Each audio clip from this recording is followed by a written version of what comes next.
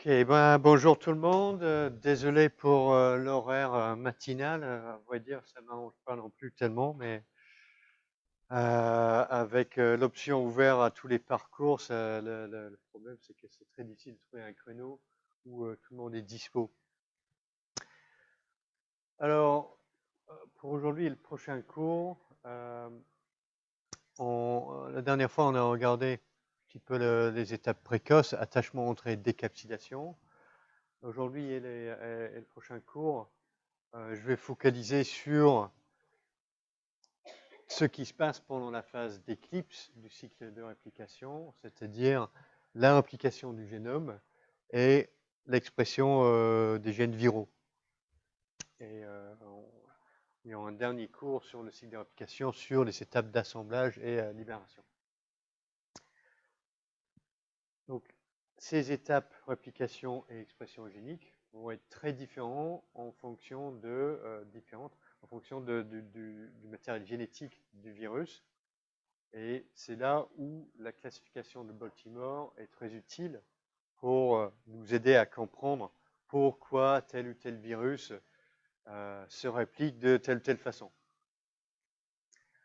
Donc ici, j'ai essayé de représenter la totalité de la virologie sur une seule diapositive.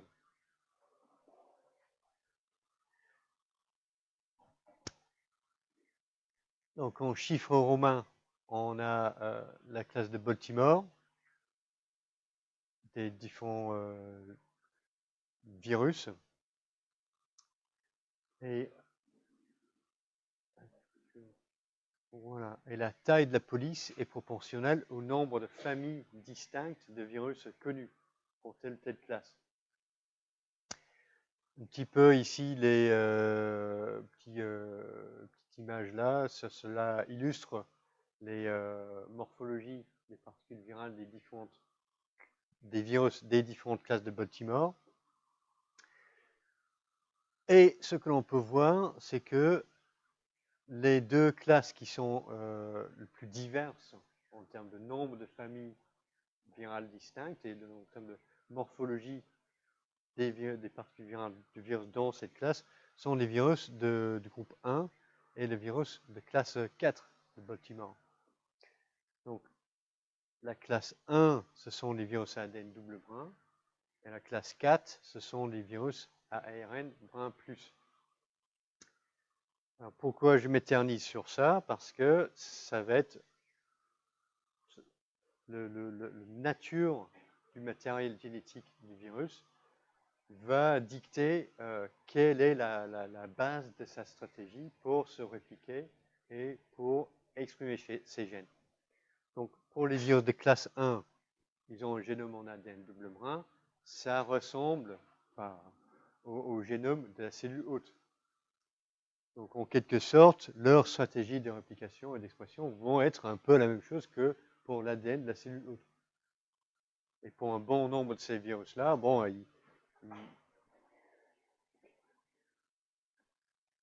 ils rentrent dans le noyau et ils en profitent des mécanismes qui sont déjà présents chez l'hôte. Ils essayent en quelque sorte de se faire passer pour l'ADN génomique. C'est ça un peu la logique de leur stratégie de réplication. De l'autre côté, les virus ARN brin plus, ils ressemblent à quoi dans la cellule? Un ARN messager, parce que le génome peut être directement traduit par les ribosomes de la cellule hôte. Donc, pour ces virus-là, leur stratégie de réplication va être on essaie de rentrer dans le cytosol et on se fait passer pour un ARN messager.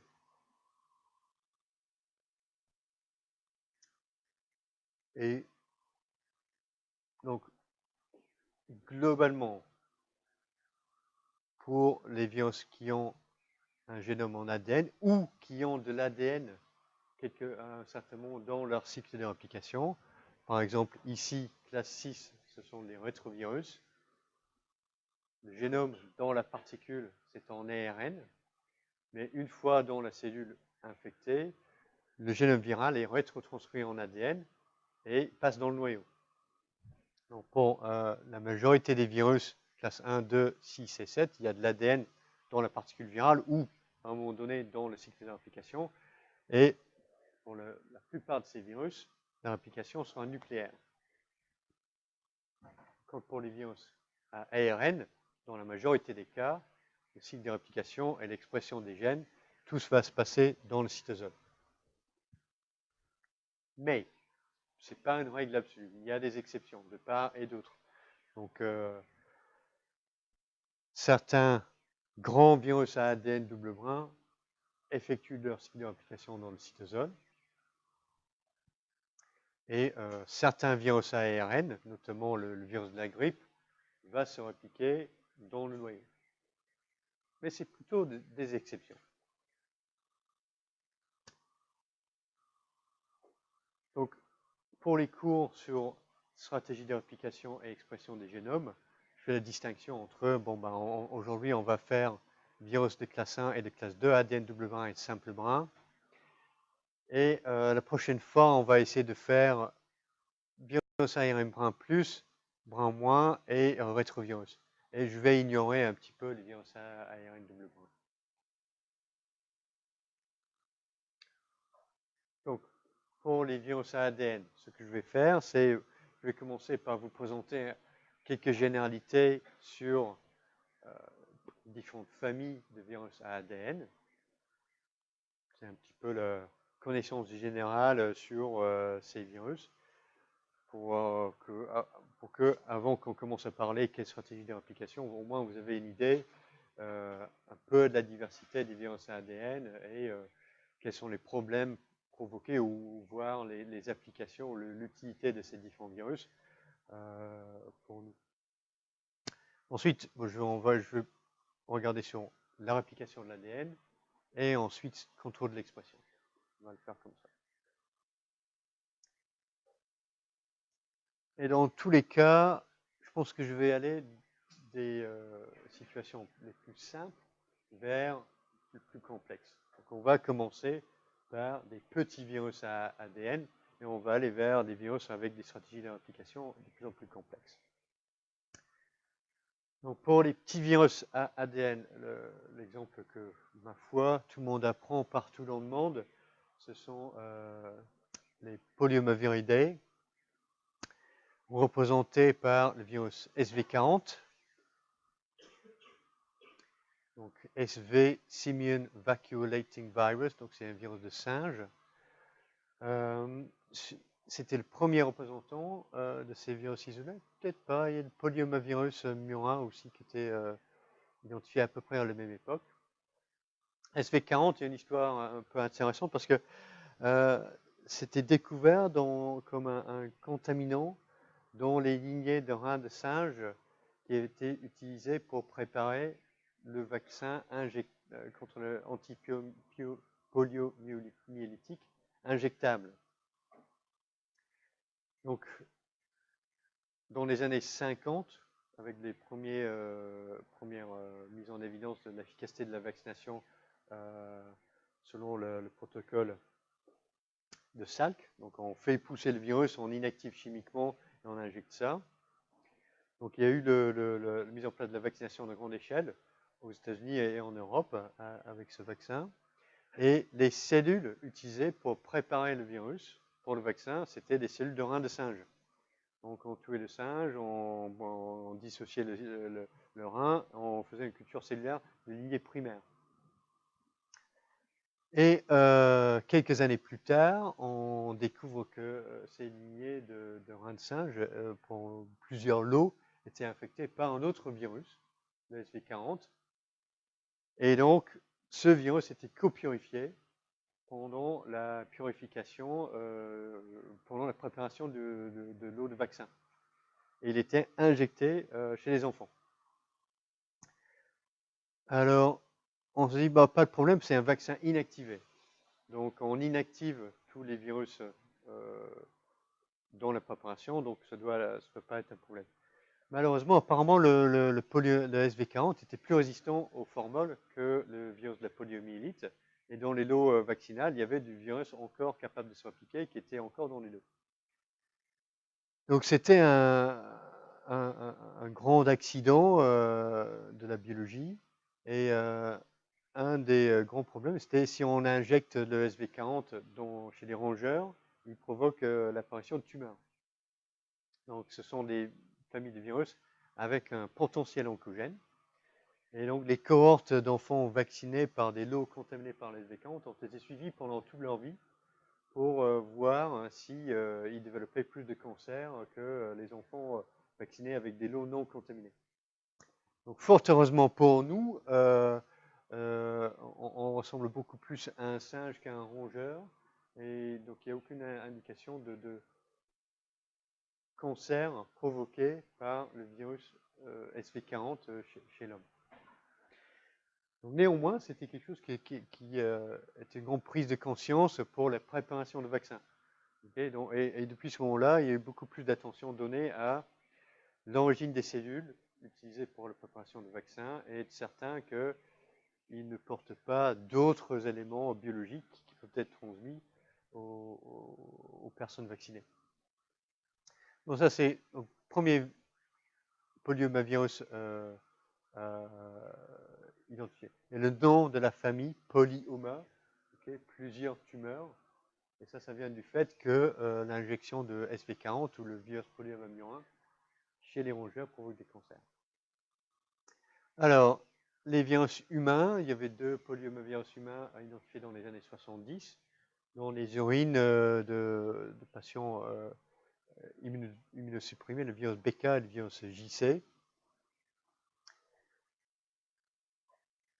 Ce sont des virus qui nous infectent dès l'enfance et ils persistent pendant la durée de toute la vie dans le rein.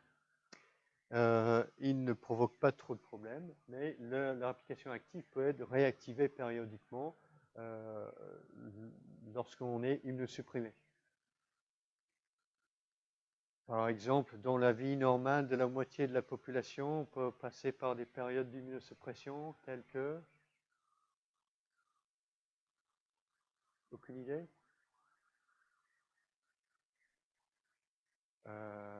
Pourquoi des femmes enceintes ne rejettent pas le fœtus qui est haploïdant, qui n'a pas le même HLA? Et donc la grossesse, c'est une période relative immunosuppression chez la femme enceinte. Donc pendant la grossesse, ces virus-là peuvent être réactivés et puis les femmes enceintes peuvent sécréter du virus BK, du virus IgC dans les urines, mais c'est absolument non pathogène. Ok, donc ça c'est un peu le contexte clinique. Mais celui-là, le BK, il provoque des problèmes chez les patients greffés de rein parce qu'on est sous immunosuppression pour éviter le rejet de l'organe greffé.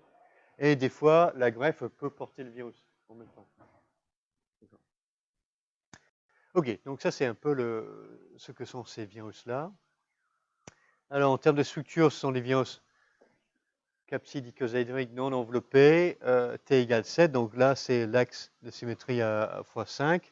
Ça c'est les capsomères, donc on a un pas ici sur l'axe H, 2 pas sur l'axe K, donc 1 plus 2 plus 4, T égale 7.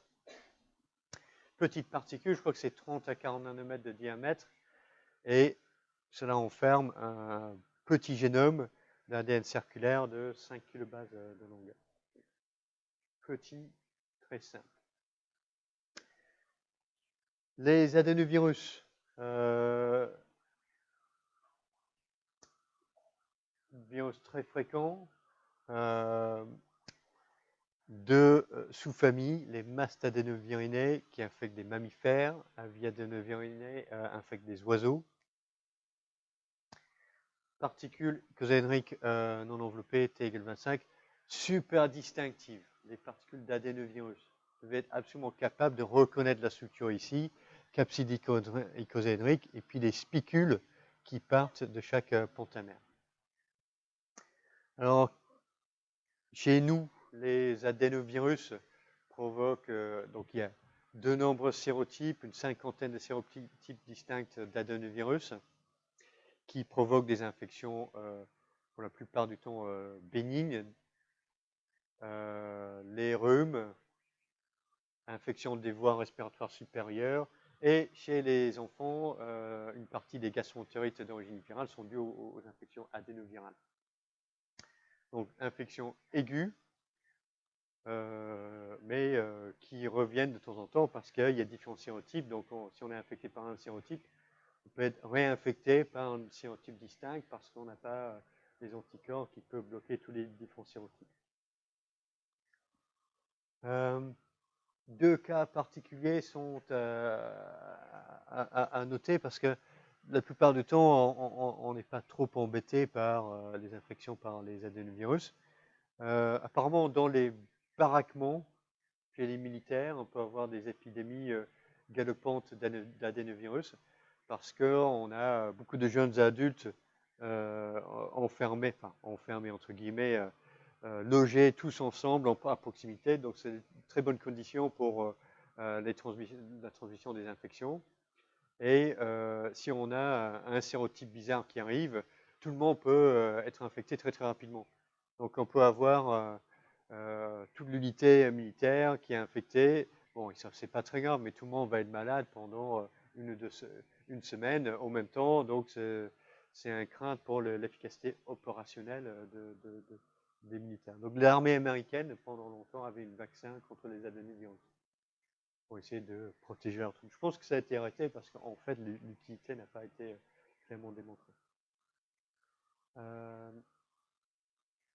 L'autre truc, c'est que un autre type d'infection que l'on peut avoir, c'est les conjonctivites adénovirus. Donc, peu transmissible, sauf dans le cas où, je sais pas moi,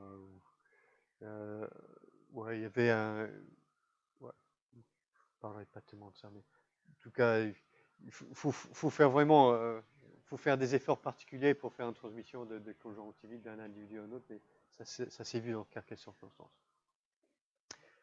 Alors, cette fois-ci ADN linéaire, 30 à 38 kilobases de longueur, et ce virus peut infecter beaucoup de types cellulaires différents. Il provoque un cycle lytique à chaque fois, et il n'y a aucune relation entre l'infection et la carcinogénèse. Et c'est un peu pour cette raison-là, pour le caractère non oncogénique de ces virus-là, qu'ils ont été développés dans un premier temps comme vecteurs pour la thérapie génique. Et aussi parce que le génome est un peu plus long, donc on a plus de place pour caser plus de matériel génétique, si on veut transférer de l'ADN. L'inconvénient, c'est l'immunogénicité ici. Donc, ces virus, naturellement, provoquent une forte réponse immunitaire, donc pour le transfert de gènes, relativement peu efficace. Alors, les herpesvirus, encore chez les virus qui infectent des mammifères, ouais, aussi, vertébrés et invertébrés. Il y a des herpesvirus qui infectent des mollusques. Donc, très large spectre d'hôtes chez les herpesviridés. Ah oui, j'ai oublié. Donc, adénovirus, le nom vient du fait que la première souche d'adénovirus était isolée à partir des ganglions, des adénoïdes de quelqu'un qui avait une inflammation au niveau des ganglions. Donc, il y avait c'était enlevé et puis on a cultivé le virus à partir de cet échantillon-là. Donc, les herpesvirus. Leur nom, il vient de quoi? Herpès, herpétologie, ça a à voir avec des serpents, bizarrement. Donc, les herpesvirus sont nommés parce que les infections, le propre des herpesvirus, c'est la capacité d'installer des infections latentes et avec des cycles de latence et réactivation. Donc, le grand classique, c'est le virus herpes simplex 1, HSV1, qui va donner une infection primaire autour de la bouche, mais le virus va installer une infection latente dans les corps des ganglions nerveux qui innervent cette région-là du corps, donc ils vont s'installer dans le nerf trigéminale. Donc l'infection latente va durer pendant des années et périodiquement, cette infection latente sera réactivée et on aura une réapparition de symptômes. Et donc ça, c'est un peu l'idée que l'infection est quelque chose de serpentin, c'est-à-dire qu'il va aller se cacher dans les herbes longues, on ne peut pas le voir, mais il est encore là, il va réapparaître de temps en temps et puis redisparaître. Donc c'est comme un serpent, on ne peut pas lui faire confiance aux herpès virus. Donc ça, c'est un peu leur caractéristique. Donc tous les herpès viridés sont capables d'alterner entre infection lytique et infection latente. Donc alpha, bêta, herpès viriné, 3 sous-familles, initialement identifiées parce qu'il y avait plus ou moins de pourcentage de GC dans le génome, et ensuite en séquençant les génomes entiers, la classification phylogénétique a été renforcée. Donc ces 3 sous-familles sont vraiment assez distinctes. Donc alpha herpès viriné, herpès simplex de type 1, lésions autour de la bouche, herpès simplex de type 2, lésions aux génitaux, et la varicelle. Bêta herpès viriné, le cytomégalovirus, gamma et un ou deux autres, HHV6A et 6B. Le gamma herpès viriné, virus Epstein-Barr et le virus de sarcome de Kaposi. Alors, tous les virus sont capables d'installer des infections latentes. Les taux de séropositivité contre ces virus sont très élevés dans le monde. Donc, ce sont des virus qui sont super répandus et probablement dans la majorité des personnes infectées, relativement bénignes, mais avec des problèmes qui peuvent être provoqués. Donc le CMV, le grand problème, c'est l'infection congénitale. Quand il y a une femme enceinte qui est séronégative, qui se fait infecter, le virus peut infecter le fœtus et provoquer des problèmes neuronaux, la surdité, des choses comme ça. Virus Epstein-Barr et infecte peut-être 80-90% de la population mondiale. Chez l'enfance, on ne remarque pas l'infection. Chez le jeune adulte, c'est la fièvre glandulaire, il infecte des lymphocytes B. Et il reste sous forme latente dans les lymphocytes B, et c'est ça qui provoque des problèmes, parce que c'est aussi lié au cancer, aux leucémies, lymphome de Burkitt et le lymphome d'Hodgkin. Donc, gamma herpès viriné ont certaines capacités oncogéniques liées au cancer. Donc ça, c'est un petit peu l'intérêt, enfin le gamme de problèmes provoqués par des herpès virus. Alors, particules virales icosédriques enveloppées. Donc en microscopie électronique à transmission, souvent on voit ce type d'image avec la capside et puis l'enveloppe qui est assez flasque et puis pratiquement détaché de la capside. Ça, c'est probablement pas vrai. C'est un artefact de la préparation parce qu'on met les particules sur une grille, on met la grille sous vide et ensuite on met sous le microscope électronique. Et ce traitement-là a une tendance à détacher l'enveloppe de la capside. En réalité, la particule virale ressemble à ça. Okay, donc c'est beaucoup plus sphérique et régulière. Donc cette fois-ci, on commence à avoir des génomes grands et complexes. ADN linéaire, 120 à 235 kilobases de longueur. Génome complexe, beaucoup de gènes, beaucoup de flexibilité, dont comment le virus va, quel gène le virus va exprimer, comment il va manipuler les cellules de l'hôte, et comment il va changer entre phase latente et active de réplication. Ok, notre virus à ADN que vous avez techniqué, les baculovirus, cette fois-ci, ce sont des virus qui infectent des arthropodes. deux genres, les granulovirus et les nucléopolyhédrovirus, qui sont distincts à cause des types de corps d'occlusion qui sont formés dans le noyau. Alors, les baculovirus capsides hélicoïdal enveloppé, génome ADN circulaire, encore un génome assez grand et complexe, hein, 80 à 180 kB de longueur. Alors, pourquoi on s'intéresse à ces virus-là? Ils ont été exploités pour deux utilisations. D'abord en tant qu'insecticide biologique. Donc, on peut faire pousser de grandes quantités de baculovirus et les répandre sur les champs pour contrôler certains pestes. Les avantages, c'est que c'est spectre étroit, donc le virus va être spécifique à une espèce d'insecte nuisible en particulier. Donc il ne va pas toucher les espèces pollinisatrices. Inconvénient, c'est un peu plus difficile à préparer que des produits chimiques.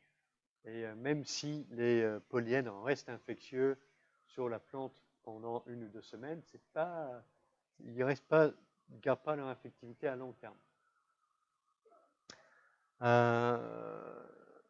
Notre inconvénient, c'est que il y a un délai entre donner le produit, mettre le baculovirus et détruire les pestes, les nuisibles, parce qu'il faut que le virus se réplique. Donc les agriculteurs qui s'en servent, des fois, ils ont l'impression qu'ils ont répandu le produit et ça n'a rien fait, parce qu'ils ne voient pas les insectes mourir dans les 2 ou 3 jours qui suivent. Ça prend 1 ou 2 semaines, et après les insectes meurent. Mais pour les agriculteurs, le temps c'est important, parce que chaque jour que les nuisibles sont là en train de bouffer la récolte, et ils se disent, bah, écoute, là je perds de l'argent avec ça. Donc ça c'est un problème. Enfin, donc il y a des recherches sur les baculovirus pour les rendre plus efficaces pour tuer leurs hôtes plus rapidement.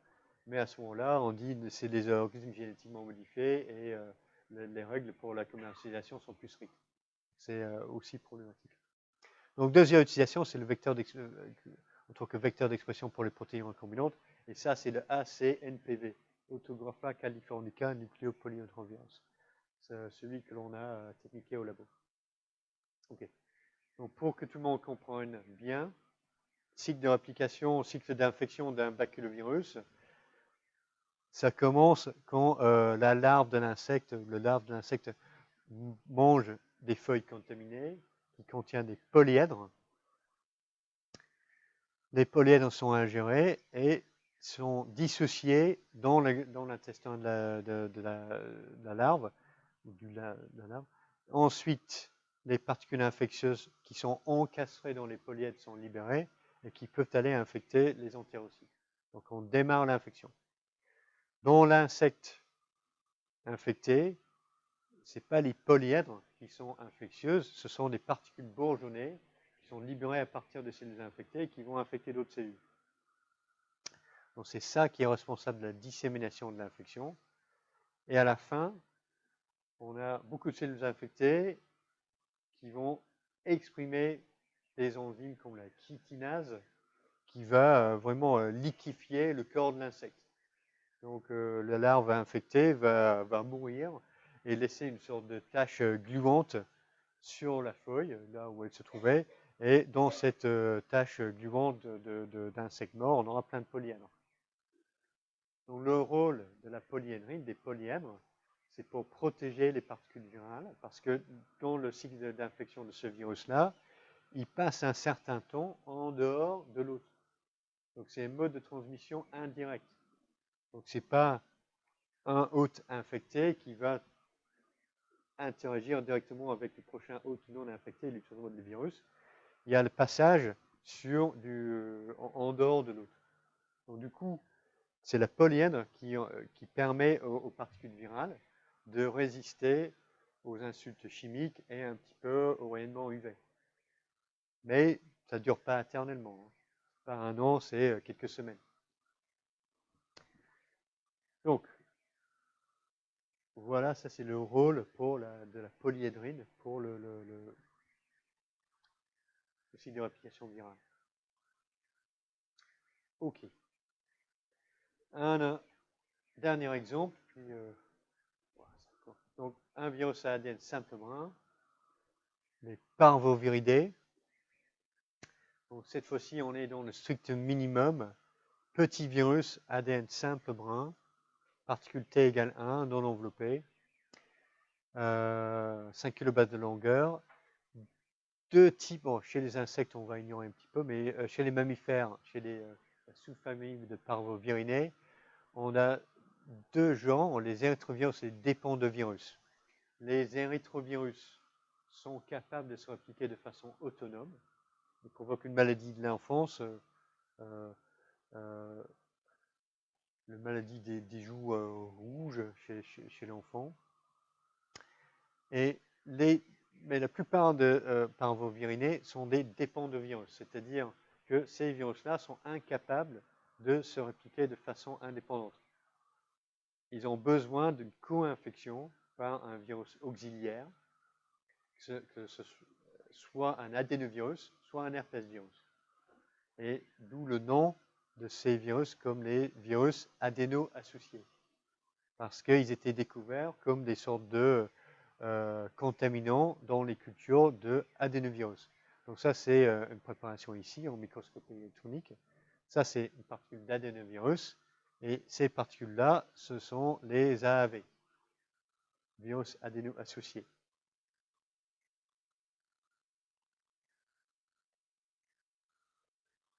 Alors, incapable de se répliquer de façon autonome, petit virus à ADN, provoque pas de pathologie toute seule, ces virus-là, et pas oncogénique. Et donc, c'est un peu à cause de l'ensemble de ces caractéristiques qu'on a développé des AAV comme vecteurs pour la thérapie génique. L'inconvénient, c'est que, bon, on a un génome beaucoup plus petit. Donc, on a beaucoup moins de place pour caser le transgène. OK, donc ça c'est ce que j'ai à dire pour les AAV. OK, donc qui peut persister sous forme latente? Qui dit A, polyoma? Qui dit B, adéno? C, les herpès? Oui, c'est ça. Donc, OK, herpès virus, latence, c'est le grand classique. Polyomaviridés, pas vraiment connu en fait.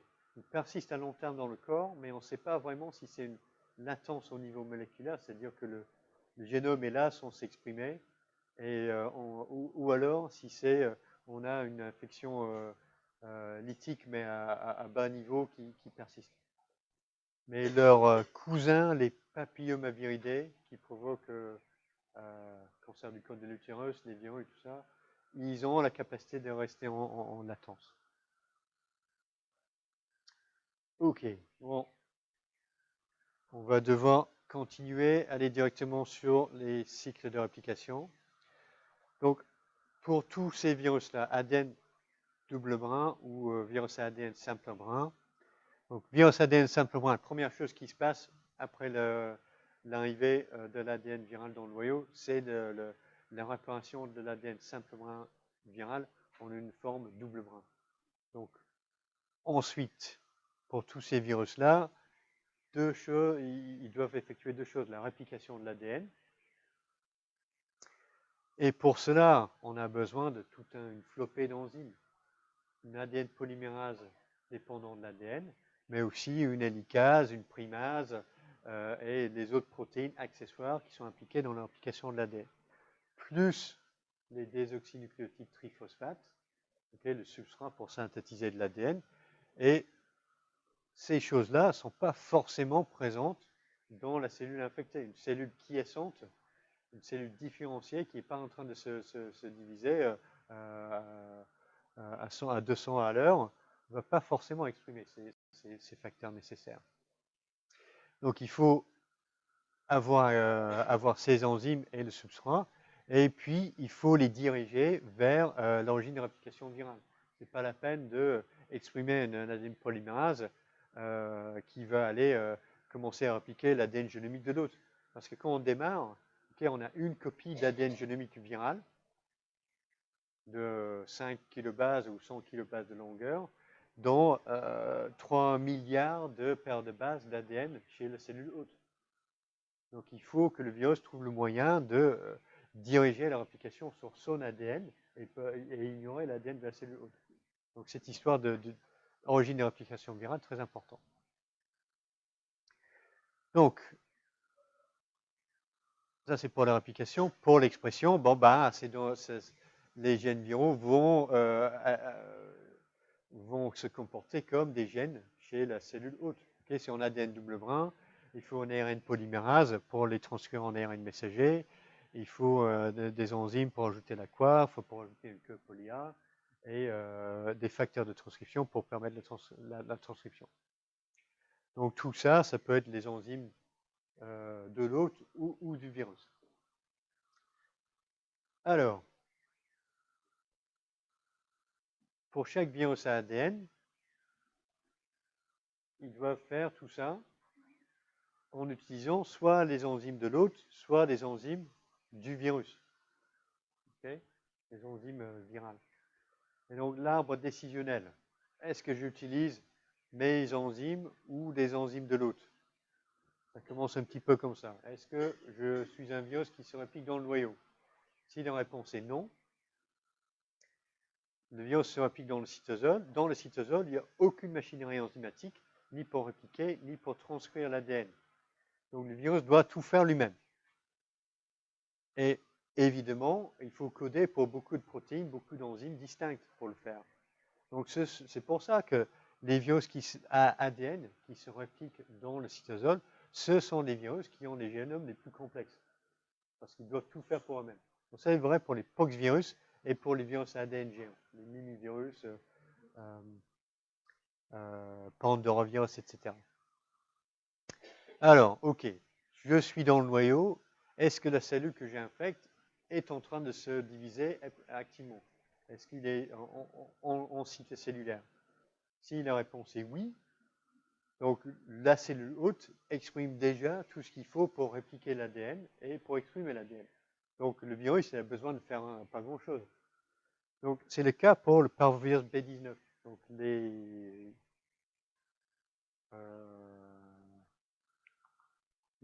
oui, voilà, parvoviridés qui sont capables de se répliquer de façon indépendante. Et donc pour cela, donc on a besoin de tout petit génome. C'est un peu le minimum.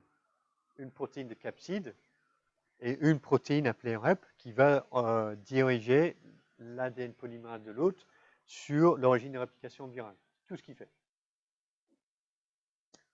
Alors, si la cellule hôte n'est pas en cycle, ça veut dire que le virus se réplique dans le noyau. Donc, il y a un potentiel pour avoir de l'ADN polymérase de la cellule hôte, mais en fait, elle n'est pas active.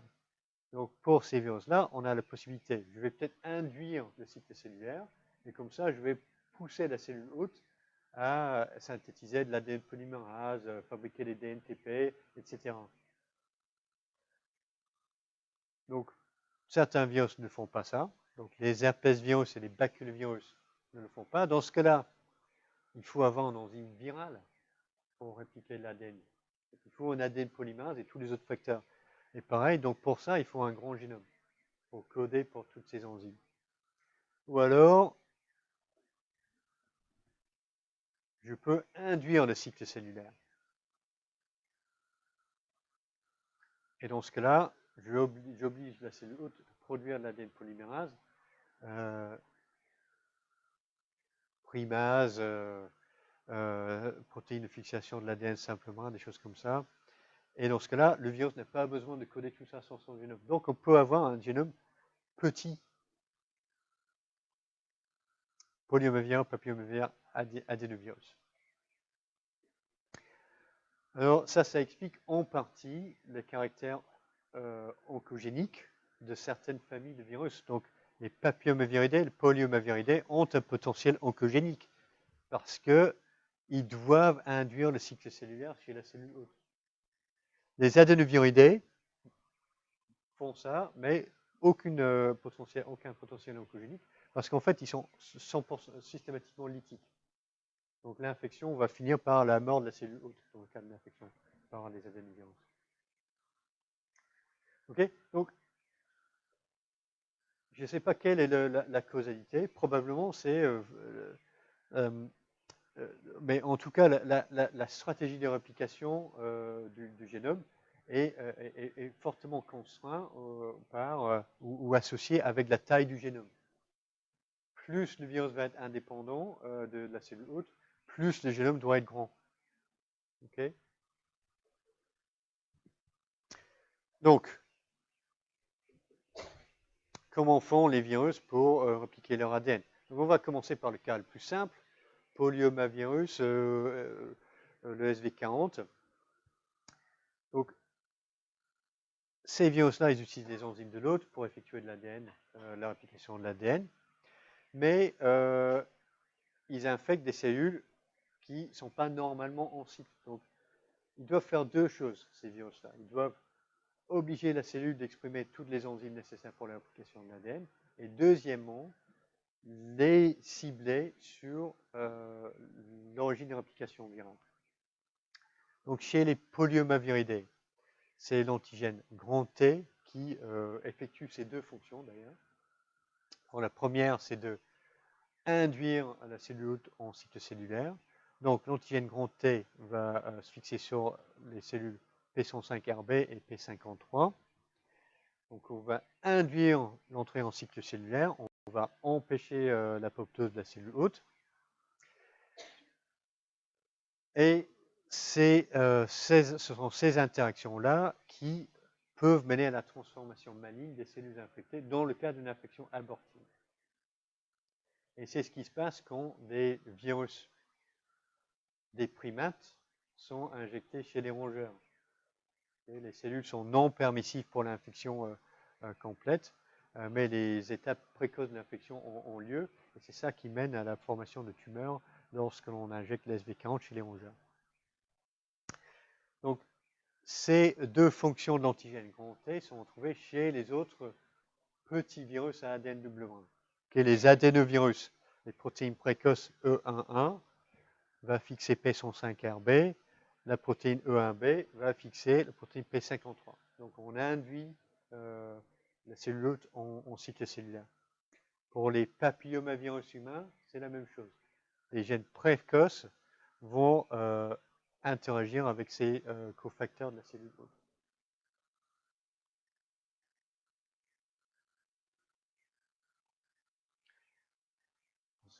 Ça, c'est la première action de l'antigène grand T. Deuxième action de l'antigène grand T, c'est de cibler l'ADN polymère de la cellule hôte sur l'origine de réplication virale. Donc, l'SV40 va former des hexamères, et deux hexamères vont se fixer sur l'origine de réplication virale. Ensuite, les deux hexamères vont commencer à déplier l'ADN double brun. Donc, il y a une activité de hélicase, et c'est ça qui démarre le recrutement des protéines de la cellule hôte qui sont impliquées dans la réplication de l'ADN. Donc, la protéine RPA va se fixer sur l'antigène grand T et il va commencer à se lier sur l'ADN simple brun ici, qui a été déplié. Et une fois que l'on a ça, on a pris l'ADN double brun, on l'a dissocié, la protéine RPA est là, donc ensuite c'est ça qui va recruter la primase. Donc on va avoir l'amorce en ARN, ensuite l'ADN polymérase qui va venir pour démarrer la réplication. Dernière chose, si on fait une copie d'un ADN circulaire, on va introduire du super-enroulement dans l'ADN circulaire. Et pour détacher les deux copies qui vont être produites, il faut des topoisomérases. Donc, ce sont également des enzymes de l'hôte qui sont nécessaires pour la réplication de l'ADN chez ces virus.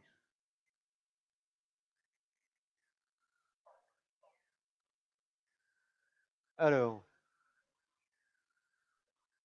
ça c'est vrai pour les polyomaviridés et les papillomaviridés. Antigène grand T va induire la cellule en cycle et il va aussi cibler la machinerie de la réplication de l'ADN sur l'origine de la réplication virale. Alors, chez les herpès virus, ces virus-là infectent des cellules quiescentes, induisent pas l'entrée en cycle cellulaire. Donc, les virus doivent exprimer toutes les enzymes nécessaires pour la réplication de l'ADN. Et donc, on a tous ces gènes viraux.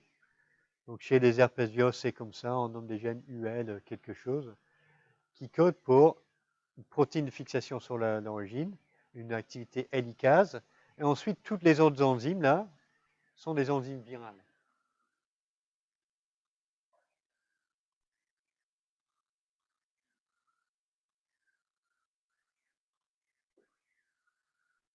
Donc, y compris des enzymes nécessaires pour produire des DNTP. Donc, thymidine kinase, donc on va voir les thymidines, on rajoute le premier phosphate qui permet de produire le nucléotide forme triphosphorylé. Et on le voit de biosynthèse des oxynucléotides triphosphate, on produit d'abord les NTP, les nucléotides triphosphate, et ensuite on enlève le groupement hydroxyle. Donc il faut un ribonucléotide en réductase pour faire cette étape-là. Donc le virus fait ça, comme ça il produit les DNTP, les substrats nécessaires pour la synthèse de l'ADN. Alors, chez les adénovirus, on a un problème supplémentaire. Et ça, c'est parce que lorsqu'on réplique une molécule en ADN, on commence par un amorçage en ARN, n'est-ce pas? Donc, quand on est une molécule d'ADN circulaire, ce n'est pas un problème parce qu'on fabrique l'amorce ici en ARN. Et ensuite, l'ADN polymérase prend le relais. Et donc, il arrive ici, on bouffe l'amorce et on complète le cercle. Ça, c'est OK. Pour un génome linéaire, on fait une amorce ici, en ARN. On va fabriquer de l'ADN sur le brin complémentaire. Mais à la fin, cet ARN-là sera dégradé. Donc, si on fait un deuxième cycle de réplication, ensuite, on a l'amorce en ARN. On resynthétise un deuxième brin complémentaire et on a éliminé une extrémité de notre molécule d'ADN. Donc, si on ne fait rien, le problème pour les virus ADN linéaires, c'est que à chaque cycle de réplication, les extrémités du génome vont se raccourcir. Donc, tout virus à ADN doit trouver une solution à ce problème-là. Okay? Et pour nous, les chromosomes, c'est quoi la solution? Chromosome linéaire, comment on fait pour éviter d'avoir un raccourcissement chaque fois? Qu'est-ce qu'on a? Les télomères, oui, exactement, qui sont resynthétisés d'une façon indépendante. Mais on n'a pas de télomères sur les génomes viraux. Donc, comment faire? Comment faire ça? Donc, les herpès virus, ils ont un génome linéaire dans la capside, mais c'est un peu de la triche. Première étape après l'entrée du génome viral dans le noyau, c'est une recircularisation. Donc, on évite le problème. Pour les parvovirus, parvoviridés, c'est un génome en ADN simple brun. Et l'ADN génomique contient des séquences répétées, inversées à l'extrémité, ce qui fait que l'extrémité de l'ADN génomique va se replier sur lui-même. Donc c'est un ADN simple brun, mais les bouts vont se replier sur eux-mêmes. Et du coup, l'ADN polymérase alpha n'a pas besoin d'une amorce en ARN. Donc il va directement commencer à polymériser à partir de là. Okay, donc on échappe, on n'utilise pas l'ARN du tout comme amorce. Pour les adénovirus, le concept, l'idée de base, c'est un peu la même chose. Il ne faut pas utiliser de l'ARN comme une amorce. Et cette fois-ci, on va utiliser une protéine virale comme la première étape pour amorcer la synthèse de l'ADN. Donc ça échappe à un problème, mais cela provoque une autre parce que l'ADN polymérase cellulaire ne va jamais reconnaître une protéine virale comme une amorce. Donc il faut que le virus code pour sa propre ADN polymérase pour pouvoir utiliser ce mécanisme. Donc du coup, les adénovirus codent pour leur propre ADN polymérase et une protéine de fixation sur l'ADN simplement. Donc ça règle un problème, mais il faut aussi trouver le problème, comment je vais amorcer une fois que j'ai fini de faire mon premier cycle de réplication. Et encore une fois, ce sont des séquences répétées à l'extrémité du génome qui permettent ça. Donc le cycle de réplication de l'ADN chez les adénovirus est comme ça. Donc on commence avec notre ADN génomique double brin. L'amorce, c'est la protéine PTP, qui est prise en charge par l'ADN polymérase virale. Et on rajoute une cytosine ici, en première place sur la sérine, sur une sérine de la protéine PTP.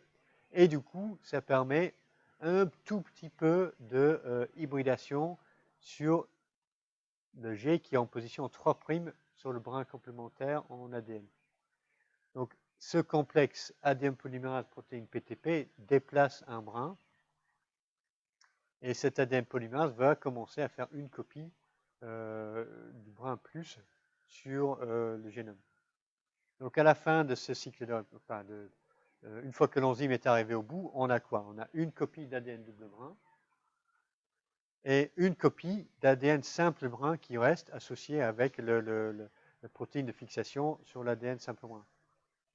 Mais le fait est qu'on a des séquences complémentaires aux extrémités. Donc on a un petit bout d'ADN double brin qui est formé ici. Et ça aussi, c'est amorcé par le complexe PTP ADN polymérase. Donc on resynthétise un deuxième brin complémentaire.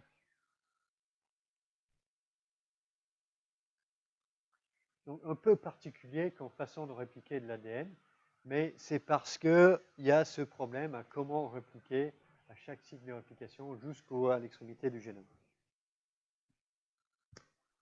Ok. Petite question là parce que ça fait longtemps que je parle, moi. Alors, la cyclovir, c'est un médicament qu'on utilise pour traiter des infections aux herpès virus, HSV1. Ouais. Très important parce que l'HSV1 peut provoquer des encéphalites au virus herpès chez les personnes avec une susceptibilité génétique. Alors, c'est quoi la cible pharmacologique de cette molécule-là? La cyclovir, c'est ça. Et c'est un analogue nucléosidique.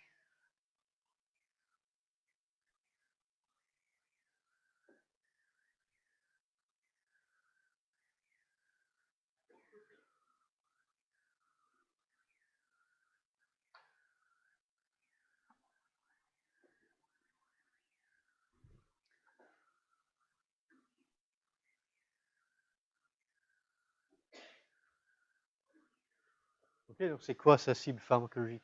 Thymidine kinase virale? ADN polymérase virale? ARN polymérase virale? La primase virale? Personne ne sait. Ok. Comment ça va marcher? Donc c'est un analogue de substrat. Donc, ça c'est la guanosine. Donc c'est un inhibiteur de la réplication. Donc il va inhiber la réplication de l'ADN. Donc normalement l'ADN polymérase va prendre en charge désoxyguanosine triphosphate. Donc, vous imaginez, vous n'avez pas de groupement hydroxyle ici. L'acyclovir, il va être phosphorylé par la thymidine kinase virale, donc ce n'est pas un inhibiteur de la thymidine kinase, c'est un substrat, donc on va rajouter 3 phosphates ici. Donc on a l'acyclovir triphosphate, qui est la forme active de la molécule, qui va être prise en charge par l'ADN polymérase virale. Donc, à la place d'un désoxyguanidine triphosphate, il va intégrer l'acyclovir, dont l'ADN est en train d'être synthétisé. Mais qu'est-ce qui lui manque là? Il lui manque l'hydroxyle en position 3'. Donc, une fois que l'acyclovir est intégré dans le brin qui est en train d'être synthétisé, ben, il n'y a plus de groupement hydroxyle pour rajouter un autre nucléotide. Donc la chaîne va s'arrêter. C'est un terminateur de chaîne. Est-ce que vous avez vu la réaction de séquençage en biomol? Séquençage de l'ADN, le bidéoxynucléotide qui arrête, ou le séquençage Sanger en tout cas. Donc c'est ça, donc c'est un terminateur de chaîne, on intègre cette molécule-là dans le bras d'ADN, mais du coup il manque un hydroxyle en position 3', donc on ne peut plus allonger. C'est comme ça que ça marche. Et c'est un inhibiteur de la polymérase à ADN viral. Alors on n'a jamais cherché à produire ce type de médicament pour soigner les infections papillomavirus humains. Pourquoi?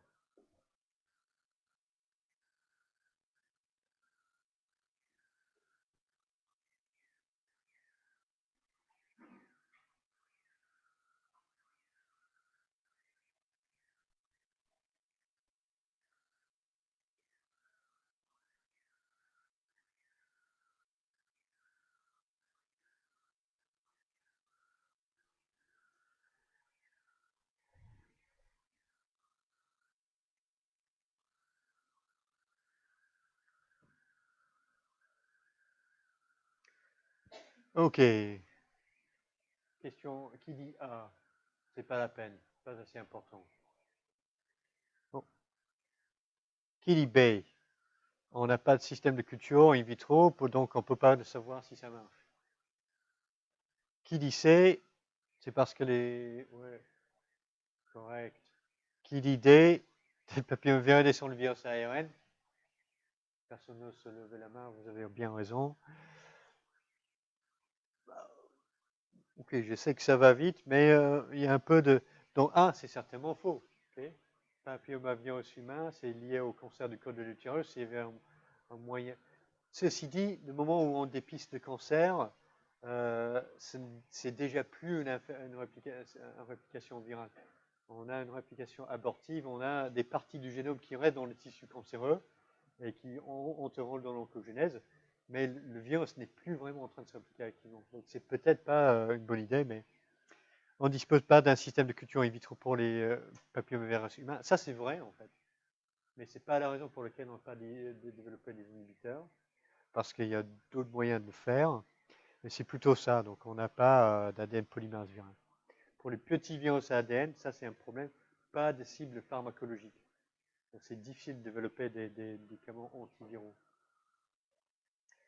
Donc là c'est la partie réplication. Donc maintenant on va essayer de faire la partie expression des gènes.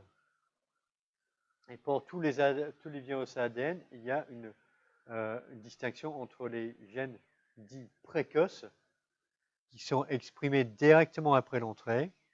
Donc le rôle des gènes précoces, c'est de modifier la biologie de la cellule hôte, soit de l'induire en cycle cellulaire, inhiber l'apoptose pour éviter que la cellule se suicide avant que le virus se réplique. Une autre fonction importante, c'est de contrôler l'expression d'autres gènes viraux et de démarrer la réplication de l'ADN viral. C'est la réplication de l'ADN viral qui est la distinction fonctionnelle entre gènes précoces et gènes tardifs. Les gènes précoces sont exprimés avant la réplication de l'ADN viral, les gènes tardifs sont exprimés après la réplication de l'ADN viral. Alors, les gènes tardifs, protéines de structure des particules virales, et des gènes ou les protéines virales qui sont impliquées dans l'assemblage et la libération des particules virales. Donc c'est très important de contrôler l'expression temporelle de ces gènes. Ce serait totalement stupide pour un virus de lyser la cellule hôte, par exemple, avant d'avoir appliqué son ADN. Donc il faut faire des choses dans l'ordre. Et c'est important pour tous les virus à ADN. Alors on va regarder, en un quart d'heure, les mécanismes employés par les différents virus à ADN, polyomavirus, herpesvirus et un baculovirus, pour contrôler, et adéno aussi, pour contrôler l'expression temporelle des gènes précoces et tardifs. Ok, système plus simple chez les polyomaviridés, SV40. Donc le génome, c'est en ADN circulaire, double brun. On a l'origine de réplication qui est également le site d'initiation de la transcription. Donc c'est un ADN double brun, donc la transcription elle peut démarrer dans un sens, comme ça, ou dans un autre sens. Donc on a des cadres ouverts de lecture qui sont soit sur le brin codon, soit sur le brin complémentaire. Donc ça part dans les deux sens. Donc ici, si la transcription part comme ça, on va transcrire l'antigène grand T. Et si la transcription part comme ça, on va transcrire les protéines de la capside, VP1, VP2 et VP3.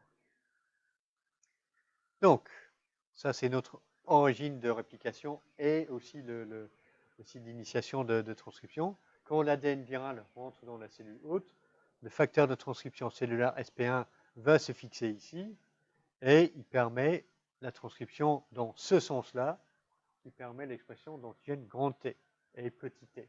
Donc, ce sont les gènes précoces. Ensuite, l'antigène grand T est exprimé.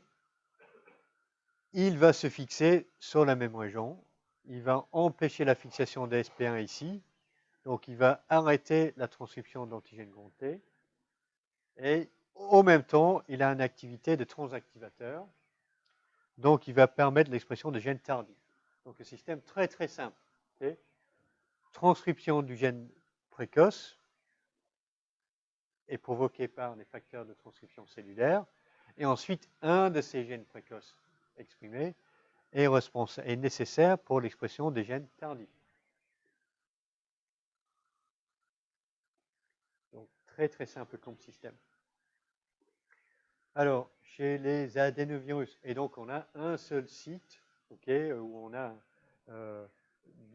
un seul zone dans le génome qui contrôle l'expression. Très simple.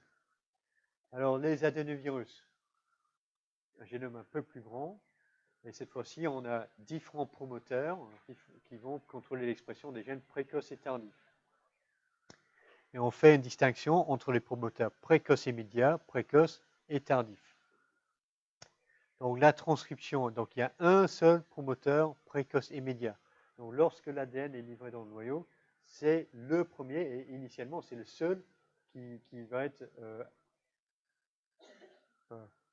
sur lequel c'est ce promoteur sur lequel les facteurs de transcription de l'hôte vont se fixer. Donc les facteurs de l'hôte NF1, HOT1 vont se fixer ici et permettre la transcription du gène précoce immédiat E1A. La protéine E1A, ça va être la seule protéine virale exprimée dans les minutes après l'infection. Ensuite, l'expression de l'E1A est nécessaire pour l'expression des autres gènes précoces. Alors la protéine E1A, ce n'est pas un facteur de transcription lui-même. Souvenez-vous, son rôle, c'est de se fixer sur la protéine P105RB. Et du coup, il va commencer il va obliger la cellule de démarrer le cycle cellulaire. Un cofacteur cellulaire qui est normalement associé à la protéine P105RB, c'est le facteur de transcription E2F. Et donc, l'expression de la protéine E1A virale va libérer le facteur de transcription cellulaire E2F, et c'est lui qui va permettre l'expression des gènes, des autres gènes précoces. On va activer les autres promoteurs précoces. Donc,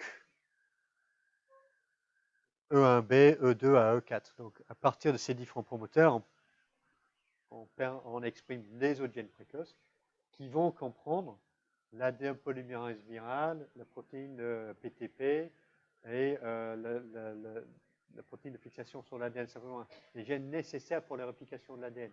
C'est ça qui va être, ce sont les protéines qui seront exprimées à partir de ces promoteurs précoces. Donc, l'expression des gènes précoces va permettre la réplication de l'ADN, et c'est cette réplication qui va permettre l'expression à partir des promoteurs tardifs, dont le promoteur tardif majeur, Major Late Promoter, qui se retrouve ici. Donc on a ça d'abord, ensuite l'activation des promoteurs précoces, expression des enzymes nécessaires pour la réplication de l'ADN, et c'est ça qui va permettre l'expression à partir des promoteurs tardifs.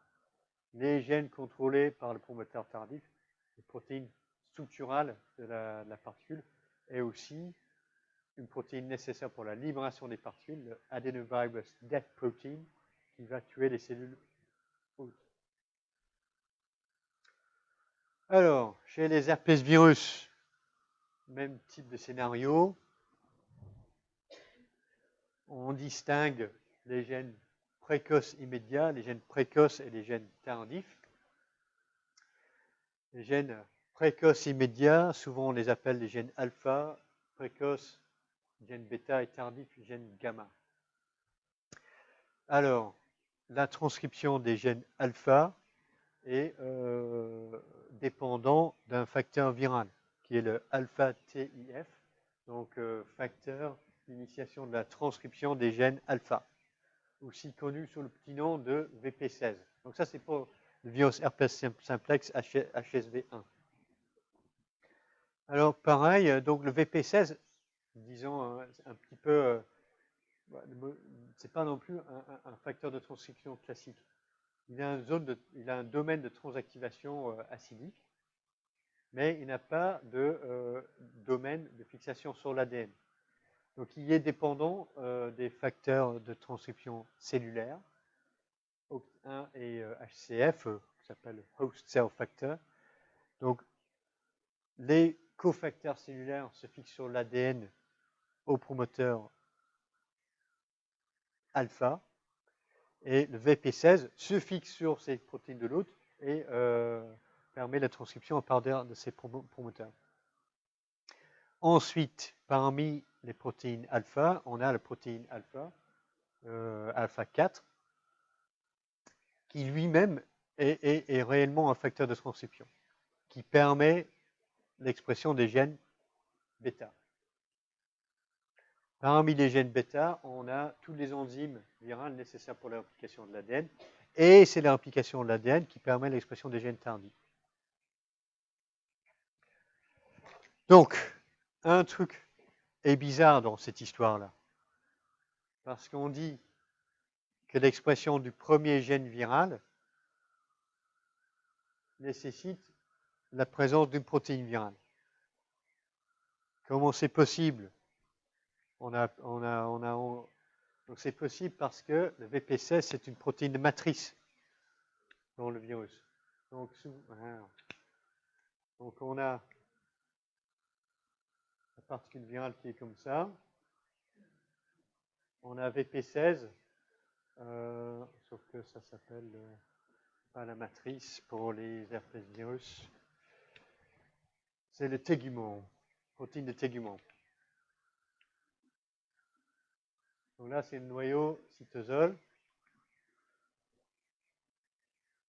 Après la fusion membranaire, bon, c'est un peu loin, mais bon.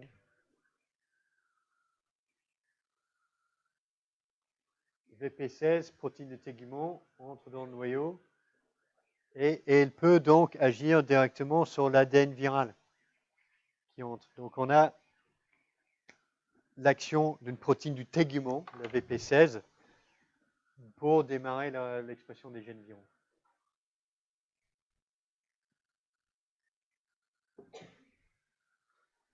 Et dernier exemple, et puis j'arrête, promis, c'est comment ça fonctionne chez le baculovirus. Okay. Alors, les gènes précoces immédiats, c'est les facteurs de transcription de la cellule insecte, la cellule hôte, qui permet la transcription de ces trois gènes-là. Et ces 3 gènes ici sont des facteurs de transcription viraux qui vont se mettre sur les promoteurs précoces qui permettent l'expression des gènes précoces. Donc, qu'est-ce qu'on a chez les gènes précoces? Les enzymes nécessaires pour leur application de l'ADN viral. P35, c'est une protéine qui va inhiber l'apoptose de la cellule hôte. Donc, on empêche la cellule de se suicider avant que le cycle de réplication soit effectué. Et le late expression factors, des facteurs qui permettent l'expression des gènes tardifs, dont un est code pour une polymérase à l'ARN virale. Donc ça, c'est un mécanisme spécifique au baculovirus pour l'expression des gènes tardifs. Donc l'ARN polymérase virale va être nécessaire pour exprimer des gènes tardifs et très tardifs. Donc l'expression des gènes tardifs nécessite la réplication de l'ADN viral et nécessite l'expression des LEF. Alors parmi les gènes tardifs, on a le nucléocapside et la glycoprotéine d'enveloppe GP64. C'est ce qui permet la libération de particules bourgeonnées à partir d'une cellule infectée. Et c'est ce qui est responsable de la dissémination de l'infection, soit dans un animal infecté, soit dans un puits de culture in vitro. Et chez les baculovirus, on a même des gènes d'expression avec une expression très tardive, la polyédrine P10 chitinase 4-sepsine. Donc la polyédrine, la P10 sont nécessaires pour la formation de particules occludées, donc les corps de fusion. Les chitinases de 4-sepsine sont responsables de la mort et de la liquéfaction de l'animal infecté. Et donc, ce qui va être utile pour vous, c'est d'utiliser les temps là. Donc, en TP, quand vous avez récupéré les cellules à 48 heures post-infection, on est dans la phase tardive. Donc, on a la réplication de l'ADN est finie, on commence à libérer des particules bourgeonnées. Mais on n'est pas encore dans la phase très tardive. Donc, cette libération de particules bourgeonnées, c'est ce qui permet d'infecter tous les autres cellules dans le puits. 5 jours plus tard, on est à un cycle de réplication plus loin, parce qu'on est déjà dans la phase très tardive, même pour les infections secondaires. Donc, dernier mot sur ça. Donc, les protéines très tardives, la polyédrine, la P10, ne sont absolument pas nécessaires pour la dissémination de l'infection virale in vitro. Donc, dans les vecteurs d'expression, pour l'expression de protéines recombinantes, on élimine la protéine, la polyédrine, la P10, et on les remplace par des gènes codants pour la protéine recombinante. Et ça pour 2 raisons. Parce que ces protéines ne sont pas nécessaires pour le cycle de réplication in vitro. Et aussi, ces protéines-là sont très fortement exprimées dans des phases très tardives. Donc on peut avoir l'expression d'une forte quantité de notre protéine recombinante. Ok, donc on a 5 minutes pour voir si vous avez compris quelque chose sur régulation de l'expression chez les gènes chez les différents virus. Considérez ce cas-là, vous avez généré un adénovirus mutant délété pour le gène E1A. Qu'est-ce qui est vrai sur ça, sur ces points-là?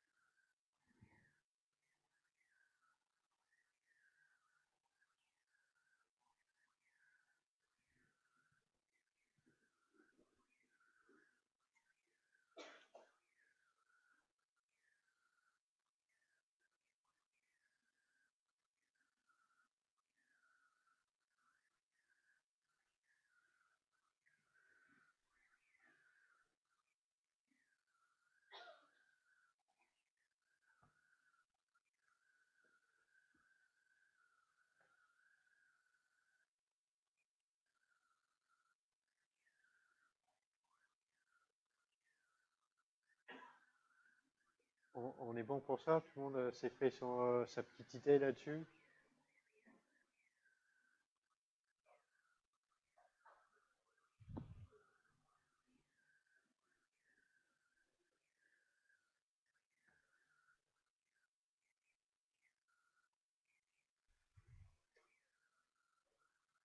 Qu'est-ce que vous en pensez?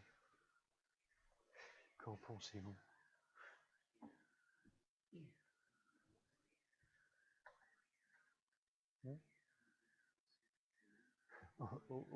Au moins, oui, ça c'est vrai. Et qu'est-ce que cela implique pour les autres? Ouais, tout le monde est prêt à s'exprimer? Non? Oh, ok, d'accord.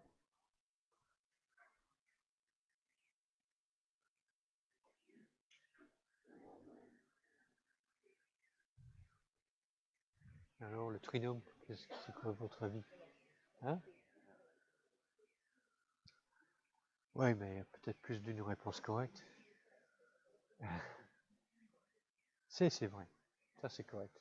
Mais est-ce qu'on peut pousser le raisonnement plus loin? Ok, donc je peux vous dire, la réponse C est correcte. C'est pas la seule réponse correcte. La C est correcte, oui. Parce que le E11 est nécessaire pour l'expression de tout le reste. Si on n'a pas E11, on ne peut rien faire. La C est absolument correcte. Donc A c'est faux. Parce que le E11 est nécessaire pour l'expression des autres gènes précoces. Donc C c'est correct, A c'est faux, B et D. Réfléchissez un petit peu sur ça.